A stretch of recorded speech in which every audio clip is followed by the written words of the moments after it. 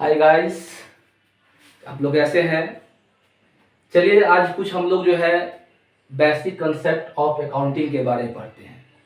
ये basic concept of accounting क्या होता है कि इसका बहुत सा ऐसा वर्ड है जो हम लोग क्या करते हैं, ऐसे ही पढ़ लेते हैं, नाम जाने बाद ख़त्म, उसका मतलब नहीं समझ पाते हैं, उस वर्ड का मतलब नहीं समझ पाते हैं कि बेसिक कंसेप्ट में बहुत सा ऐसा वर्ड्स है अकाउंट्स में जिसको हम लोग नहीं जानते हैं। सिर्फ पढ़ लिए, वर्ड मीनिंग याद कर लिए, ऐसे ही रट लिए और हम लोग ऐसे ही एग्जाम दिए पास कर जाते हैं। तो चलिए हम लोग आज टाइम को वेस्ट ना करते हुए सबसे पहले हम आते हैं कि देखिए दिया हुआ एसेट्स। एसेट्स को हम लोग हिंदी में क्या बोलते हैं? संपत्तियां।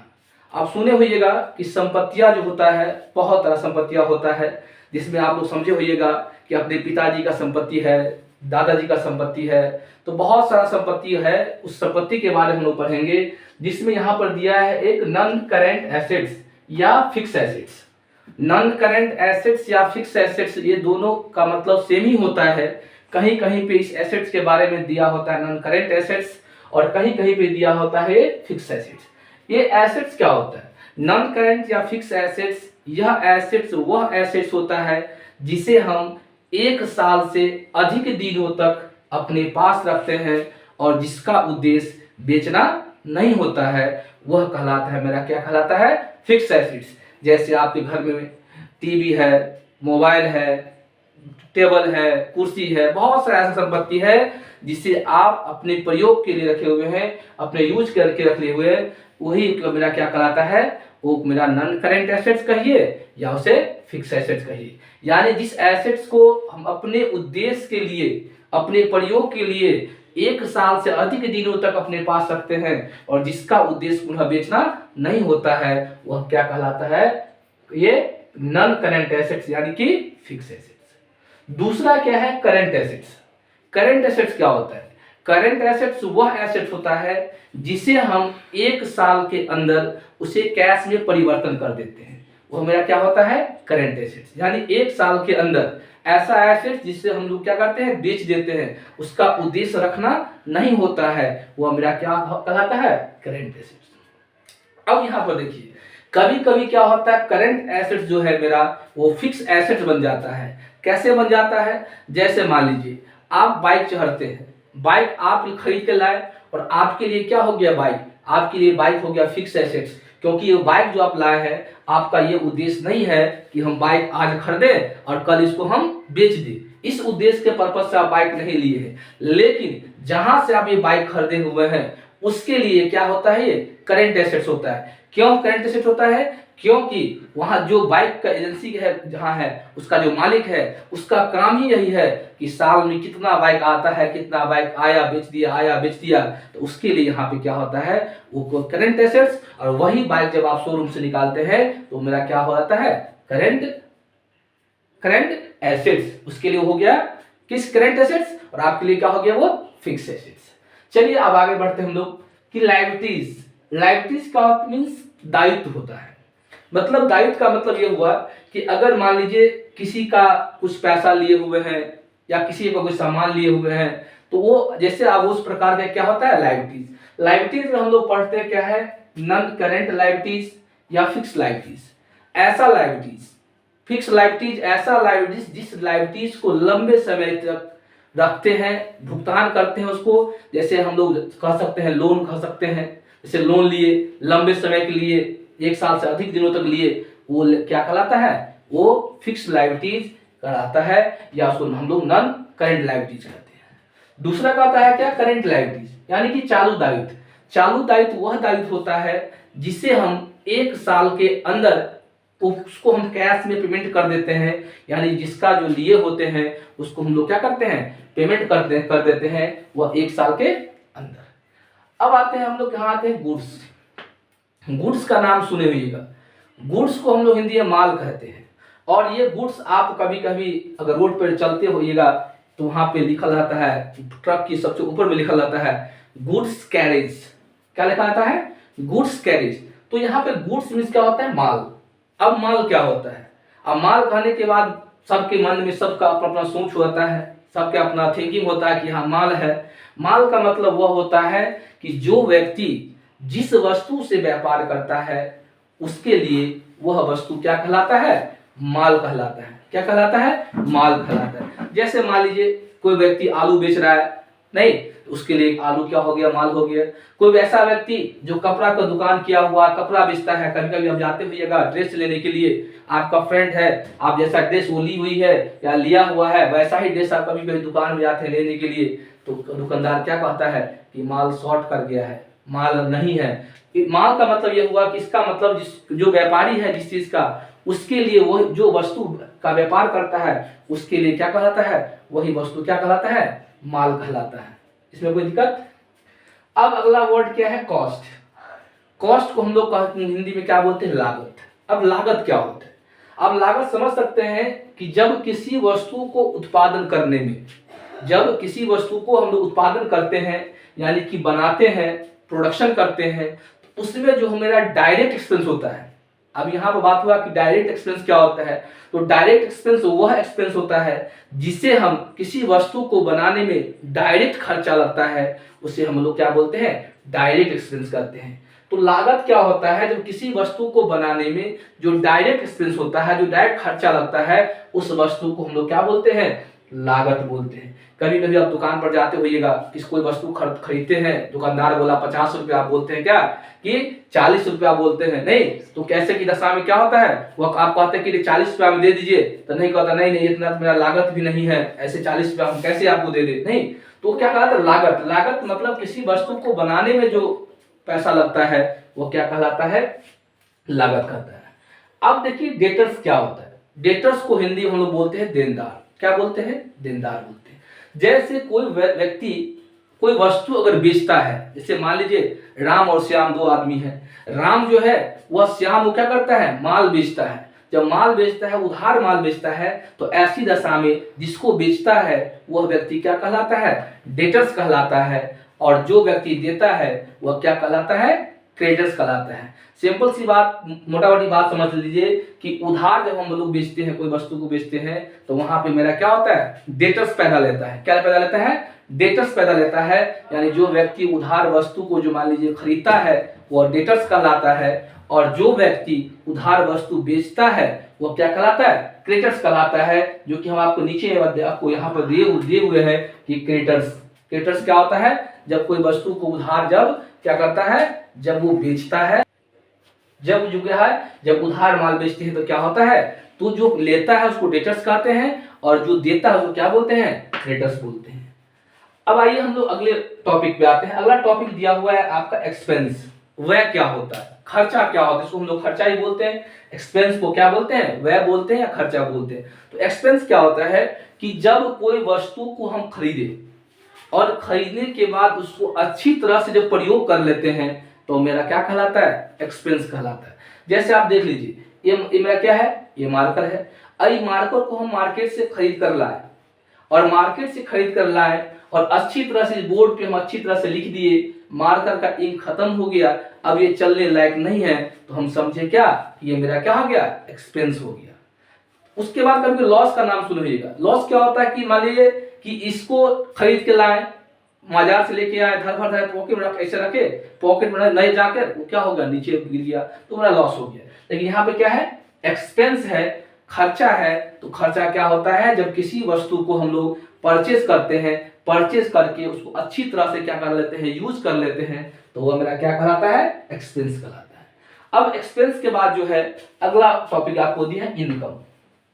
इनकम को हम लोग क्या बोलते हैं? आय बोलते हैं।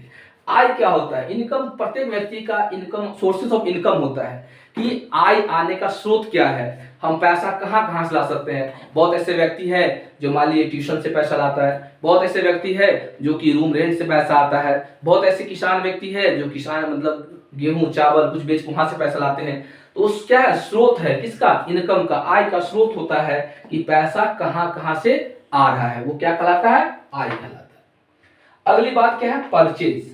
परचेज को हम लोग हिंदी में क्या बोलते हैं? क्रय बोलते हैं। परचेज मीन्स क्या होता है? खरीदना। जब हम कोई भी वस्तु अगर मार्केट से या कहीं से अगर हम खरीदते हैं तो वहां पे हम लोग किस चीज का प्रयोग करते हैं? परचेज का प्रयोग करते हैं, मतलब क्रय का प्रयोग करते हैं। आप क्या बोलते हैं, थोड़ा परचेज करना है, चलिए थोड़ा ये वस्तु खरीदना है। तो जब हम लोग किसी वस्तु को क्या करते हैं, परचेज करते हैं, क्रय करते हैं, तो क्या कहलाता है, परचेज कहलाता है। अब क्या है, परचेज रिटर्न क्या होता है? परचेज रिटर्न क्या होता है, जो खरीदे गए हैं, जो माल आप खरीदे, जैसे मान लीजिए कि आप, होली आ रहा है अभी, नहीं तो होली के समय जाके आप घर गए, दुकान गए और दुकान से 2 टी शर्ट लेके आ गए, नहीं तो क्या होगा, जब दुकान गए, दुकान से 2 टी शर्ट खरीदे, तो वो क्या हो गया, परचेज हो गया। अब घर गए, घर पे गए, मम्मी बोली कि नहीं कैसा टी शर्ट ले लिया है, नहीं ये अच्छा नहीं है, जाओ इसमें से एक वापस कर लो, एक रख लो। तो इसमें क्या है कि जिसमें से आप 2 खरीदे, 2 में से क्या किए, एक जाकर दुकानदार को वापस कर दीजिए, तो वो सो क्या कहते हैं, परचेज रिटर्न। यानी कि खरीदे गए माल में से जो माल हम अपने द्वारा उस सेलर को रिटर्न कर देते हैं, उसे क्या बोलते हैं, परचेज रिटर्न बोलते हैं। क्या बोलते हैं, परचेज रिटर्न। अब आइए, अब क्या है, सेल है। सेल्स मीन्स क्या होता है, बिक्री करना, बेचना। जब आप लोग किसी वस्तु को बेचते हैं, हम लोग कोई वस्तु बेचते हैं, पेपर बेच दिए, वो कुछ ऐसे वेस्टेज सामान है उसको बेच देते हैं। तो किसी चीज को जब हम लोग बेचते हैं, तो बेचना ही मेरा क्या कहलाता है, सेल्स कहलाता है। जैसे दुकान पर आप जाते हैं खरीदने के लिए, तो जिस चीज को आप परचेज करते हैं, वही दुकानदार उसको क्या करता है, सेल करता है। अब क्या होता है, सेल्स रिटर्न। अब सेल्स रिटर्न किसके लिए होगा, दुकानदार के लिए, जो माल बेचा है उसके लिए सेल्स रिटर्न आएगा। क्योंकि परचेज रिटर्न तो वो होता है जो माल हम परचेज किए तो हम वापस करेंगे।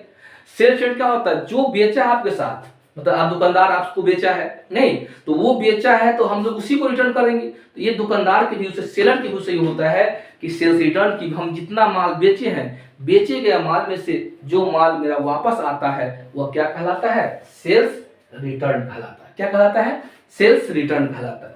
अब आते हैं अगली बात टॉपिक पे। अगला टॉपिक क्या होता है, प्रॉफिट।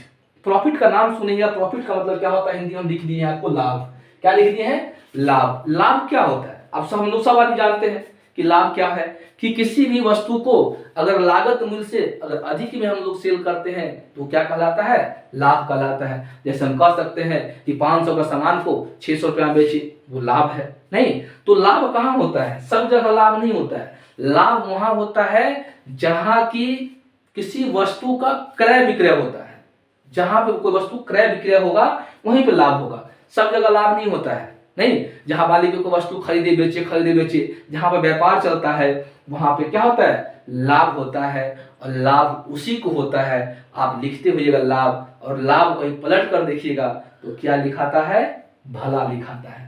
यानी लाभ उसी व्यक्ति को होता है जो व्यक्ति एक दूसरे को भला करते हैं। अगर लाभ को पलट कर देखिएगा तो क्या लिखाता है, भला लिखाता है। यानी लाभ उसी व्यक्ति को होगा जो व्यक्ति एक दूसरे को क्या करते हैं, भला करते हैं, उसी को लाभ होता है। चलिए अगली बात क्या है, लॉस। लॉस को हम लोग हिंदी में क्या बोलते हैं, हानि बोलते हैं। क्या बोलते हैं, हानि। हानि क्या होता है, हानि क्या होता है, आप सिंपल सी बात समझ सकते हैं कि जो वस्तु जितना में आप खरीदे, यानी परचेज प्राइस जो होता है, जो कॉस्ट प्राइस होता है, नहीं उसमें से अगर कम पे अगर सेल करते हैं, जैसे अगर मान लीजिए कोई चीज अगर आप 10 रुपया में खरीदे और उसको 7 रुपया में बेच रहे हैं, तो इस दोनों का जो अंतर होगा, वो अंतर क्या कहलाएगा, आपको लॉस कहलाएगा। क्या कहलाएगा, लॉस कहलाएगा। अब देखिए स्टॉक पे भी बात करते हैं। स्टॉक को हम लोग क्या बोलते हैं, रहतिया। नहीं आप सुने होइएगा कि माल स्टॉक में रखा हुआ है, नहीं माल स्टॉक में नहीं है, स्टॉक शॉर्ट कर गया है। अक्सर ये बात हम लोग सुनते रहते हैं, नहीं तो स्टॉक को हम लोग हिंदी में क्या बोलते हैं, रहतिया। अब स्टॉक 2 प्रकार का होता है, एक ओपनिंग स्टॉक, दूसरा क्या होता है, क्लोजिंग स्टॉक। अब ओपनिंग स्टॉक क्या होता है, ओपनिंग स्टॉक क्या होता है, जब कोई व्यक्ति जब बिजनेस शुरू करता है तो उस समय उसके पास कोई स्टॉक नहीं होता है। क्या होता है, उसके पास कोई स्टॉक नहीं होता है। जैसे आप जानते हैं कि मान लीजिए आज से ही हम फल फूल का बिजनेस शुरू कर दे, तो जब हम शुरू करेंगे तो मेरे पास तो कुछ नहीं रहेगा। जब मेरे पास कुछ नहीं रहेगा तो अपनी स्टॉक तो होगा ही नहीं। तो जब कोई व्यक्ति जब बिजनेस स्टार्ट करता है, बिजनेस स्टार्ट करते समय उसके पास कोई अपने स्टॉक नहीं होता है, नहीं। लेकिन जिस रोज वो बिजनेस शुरू किया उसके नेक्स्ट रोज उसके पास क्या होता है, ये अपनी स्टॉक आता है। कैसे, जैसे आज सुबह हमें फल फूल लेके आए बेचने के लिए, और शाम तक जो नहीं बिका, तो जो नहीं बिका वो मेरा क्या हो जाएगा, क्लोजिंग हो जाएगा। क्या हो जाएगा, क्लोजिंग हो जाएगा। जैसे सुबह में आप फल फूल लेके आए, हर दिन बेचे, शाम में जो बच गया वो मेरा क्या हो गया, क्लोजिंग हो गया। और वही आज का जो बचा हुआ जो है वो कल अगर बेचेंगे तो वही जो है वो क्या हो जाएगा, मेरा ओपनिंग स्टॉक हो जाएगा। क्या हो जाएगा, ओपनिंग स्टॉक।